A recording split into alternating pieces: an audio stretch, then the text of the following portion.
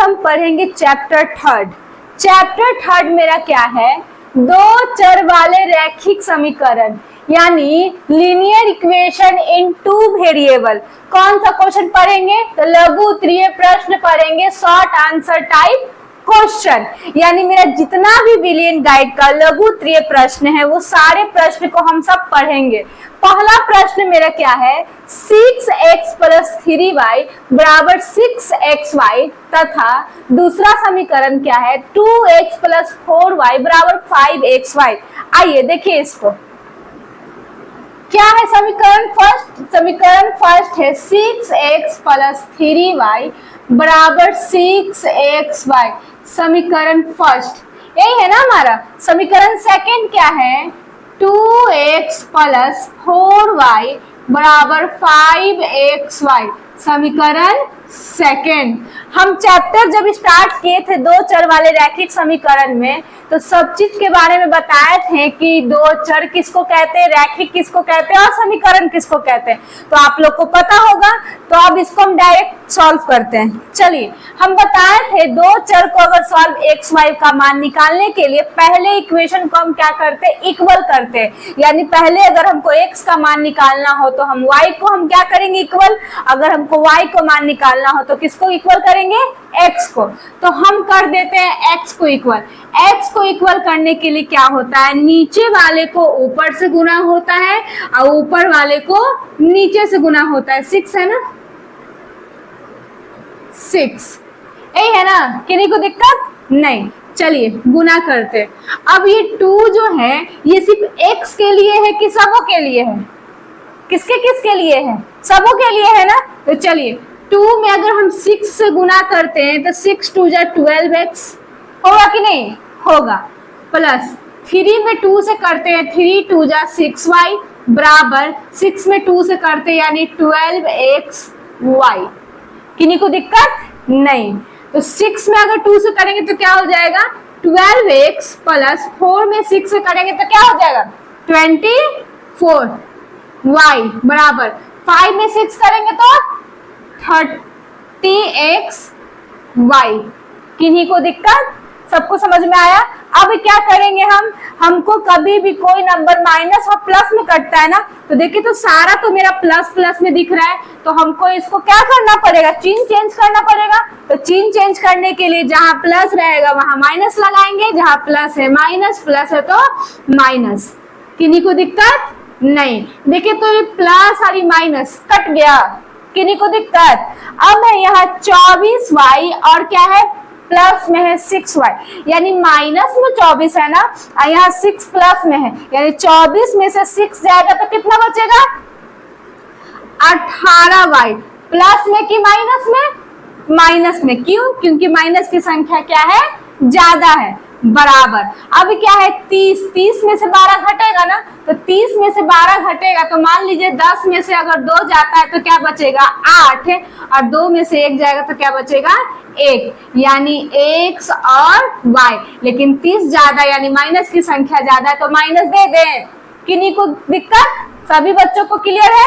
चलिए अब देखिए तो यहाँ पे बराबर है ना, तो बराबर में हम काट सकते हैं, माइनस माइनस कट जाएगा, माइनस माइनस कट जाएगा।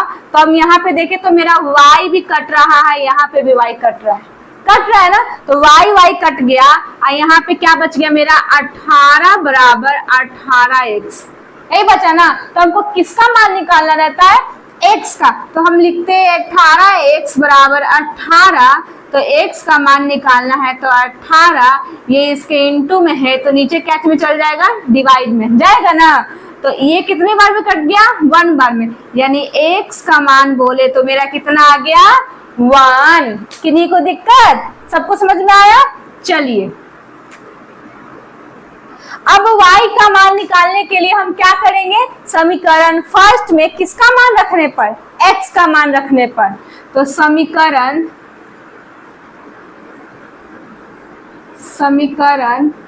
फर्स्ट में x का मान रखने पर, x का मान रखने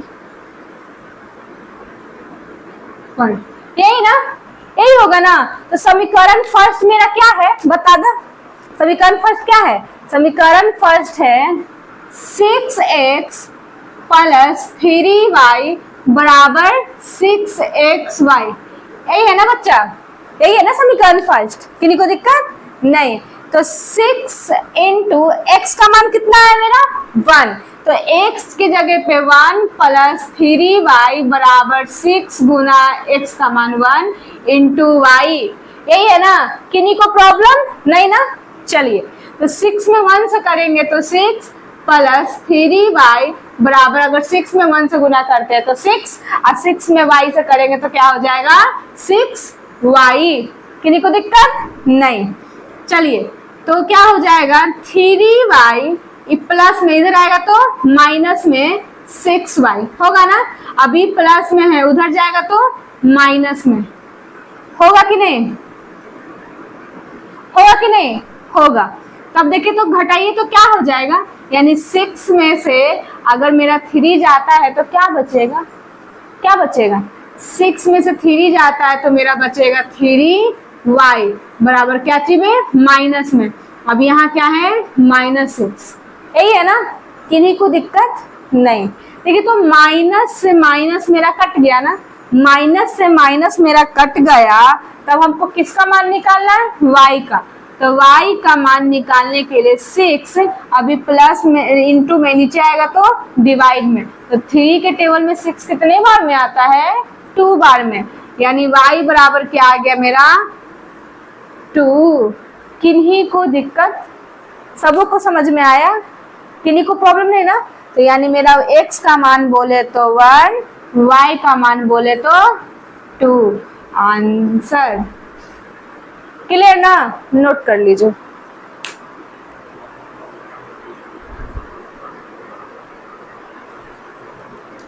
चलिए क्लियर फर्स्ट नंबर। अब चलते हैं सेकंड नंबर क्वेश्चन की ओर। सेकंड नंबर क्वेश्चन क्या है, सेकंड नंबर क्वेश्चन है 4/x प्लस 3y बराबर 14, यानी समीकरण फर्स्ट।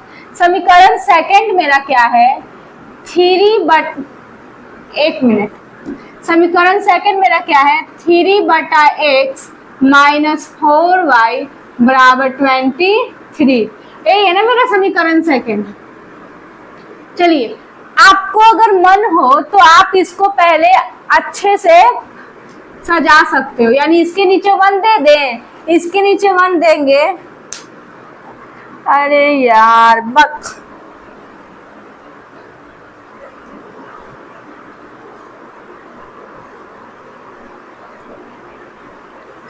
चलिए फर्स्ट नंबर क्वेश्चन क्लियर। अब चलते हैं सेकंड। सेकंड नंबर क्वेश्चन क्या है 4/x प्लस 3y बराबर 14, यानी सेकंड नंबर क्वेश्चन मेरा है 4/x प्लस 3y बराबर 14, समीकरण फर्स्ट।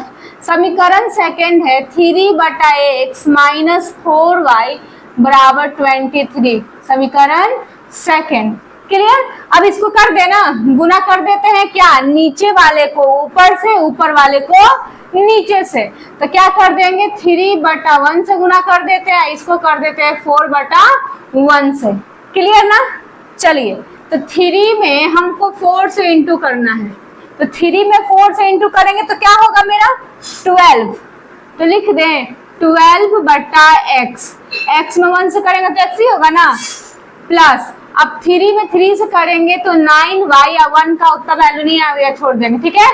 अब 14 में 3 से करेंगे क्या हो जाएगा 14 या 42, यही होगा ना, किन्हीं को दिक्कत नहीं। अब चलिए इसको गुना करिए, तो 3 में 4 से करेंगे तो 12/x माइनस 4 में 4 से करेंगे तो 16y बराबर, अब 23 को 4 से गुना करना है, तो 4 × 12, 12 का 2 हासिल 1, 4 दूना 8 है 1 9, क्लियर, किन्हीं को दिक्कत नहीं। चलिए तो अब इसमें क्या करेंगे, जहां जहां प्लस है वहां वहां क्या करेंगे माइनस, जहां माइनस वहां क्या करेंगे प्लस। तो यहाँ प्लस है तो माइनस, यहाँ माइनस है तो प्लस, यहाँ प्लस है तो माइनस, किनको दिक्कत है, किन्हीं को दिक्कत नहीं। चलिए देखिए तो ये प्लस और ये माइनस कट जाएगा, कटेगा ना। चलिए तो अब 16 प्लस में है, 9 भी प्लस में है, तो 16 और 9 को जोड़ेंगे तो कितना होगा 25, यानी 25y बराबर, अब 92 में से 42 जाएगा तो 2 में से 2 जाएगा तो 0, 9 में से 4 जाएगा तो क्या बचेगा 5। किन्हीं को दिक्कत नहीं ना, पता चल रहा है ना। तो ये माइनस में तो यहाँ माइनस लगा दें, क्लियर ना।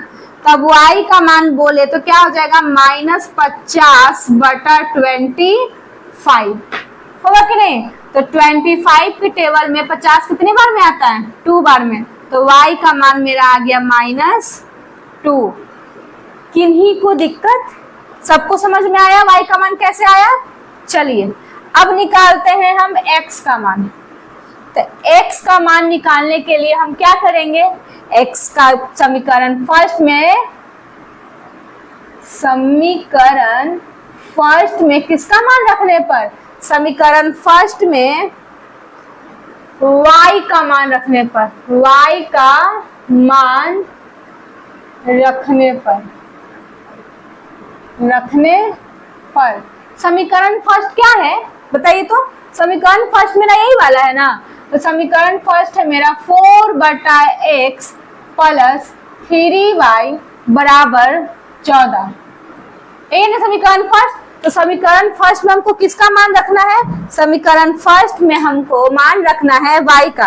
तो फर्स्ट यानी 4/x प्लस 3 × y का मान मेरा कितना आया है -2, तो यहाँ रख देते हैं -2 बराबर 14, यानी 4/x प्लस माइनस माइनस 3 दूना 6 बराबर 14।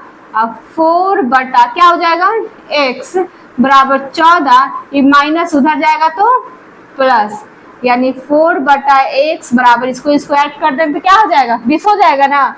तो 20, इसके नीचे कुछ नहीं तो 1 दे देंगे और इसमें लाइज कर देंगे, तो 20 में x करेंगे तो 20x बराबर 4, तो x का मान बोले तो 4/20, तो क्या हो जाएगा 4 के टेबल 20 कितने बार में 5 बार में, यानी x का मान मेरा आ गया 1/5।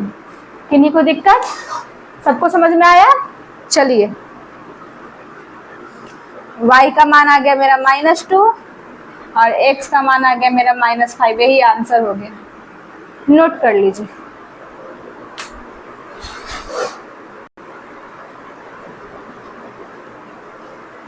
चलिए अब चलते हैं third number question. Third number question क्या है, कक्षा 10th के 10 छात्र गणित के प्रश्नवाली में भाग लेते हैं, यानी क्लास 10th के स्टूडेंट है जो गणित के प्रश्नवाली में भाग लेते हैं, यानी गणित के क्वेश्चन में वो क्या करते हैं भाग लेते हैं। यदि लड़कियों की संख्या लड़कों की संख्या से 4 अधिक है, यानी लड़कियों की संख्या जो है लड़कों की संख्या से 4 अधिक है, क्या है लड़की 4 अधिक है, तो हमको 4 अधिक दिया तो हमको बाद में किसको अधिक करना पड़ेगा लड़के को, क्योंकि दोनों को बराबर करना पड़ेगा। तो इसके लिए रेखीय समीकरण युग्म लिखिए, यानी इसका हमको सिर्फ समीकरण बना करके छोड़ देना है, यानी सिर्फ हमको इसका समीकरण बनाना है। चलिए देखिए क्या है, क्या कह रहा है, लड़कों और लड़कियों यानी दोनों छात्र यानी लड़का लड़की दोनों। चलिए तो पहले लिख लेते हैं, माना कि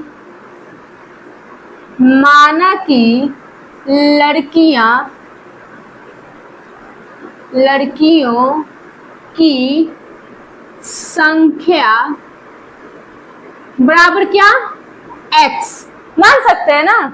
अभी तो हमको एक्यूरेट पता नहीं है कि लड़की कितना है लड़का कितना है, इसलिए हमको क्या करना पड़ेगा x मानना पड़ेगा, और लड़कों की संख्या बराबर क्या y। किन्हीं को दिक्कत आया समझ में। चलिए अब दोनों मिला करके यानी लड़का लड़की दोनों मिला करके टोटल छात्र में मेरे कितने हैं 10 है, यानी हम लिख सकते हैं x प्लस y बराबर 10, लिख सकते हैं कि नहीं प्रश्न अनुसार।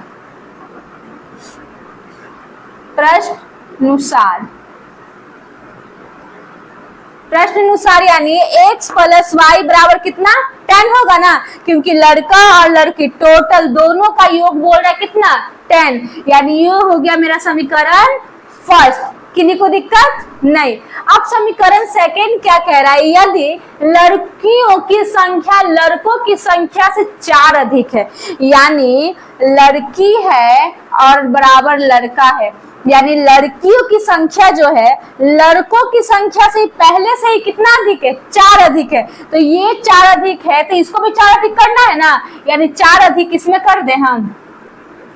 किन्हीं को दिक्कत आया समझ में? तो हो गया मेरा x प्लस इधर आएगा तो माइनस बराबर क्या हो जाएगा 4, यानी समीकरण सेकेंड। तो मेरा रैखिक समीकरण युग्म में लिखना था, यानी मेरा समीकरण आ गया है x प्लस वाई बराबर 10 समीकरण फर्स्ट, और x माइनस वाई बराबर मेरा आ गया कितना 4, यानी समीकरण सेकेंड। यही हो जाएगा हमारा क्या आंसर। किन्हीं को दिक्कत समझ में आया? नोट कर लीजिए।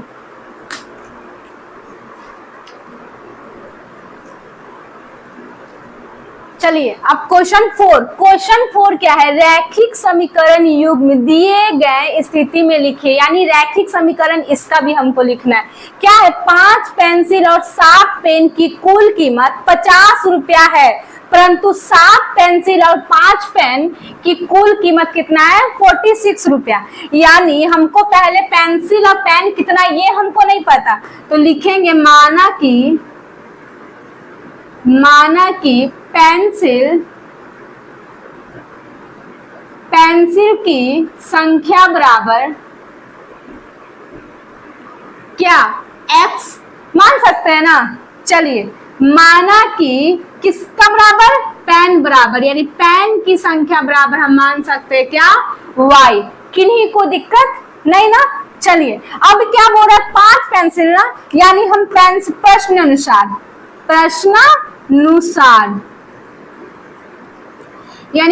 अनुसार क्या मेरा 5 पेंसिल यानी 5, यानी पेंसिल को क्या माने हैं x, और क्या है 7 कलम यानी 7 पेन, ये दोनों का कुल कीमत मेरा यानी प्लस कुल कीमत मेरा कितना है 50, यानी समीकरण फर्स्ट। यही है ना।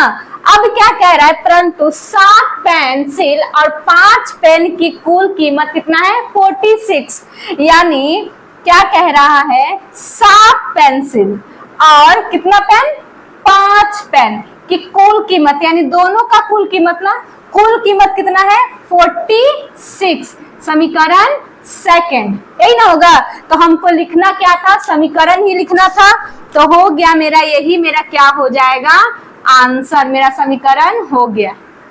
किन्हीं को दिक्कत आ समझ में? नोट कर लीजिए।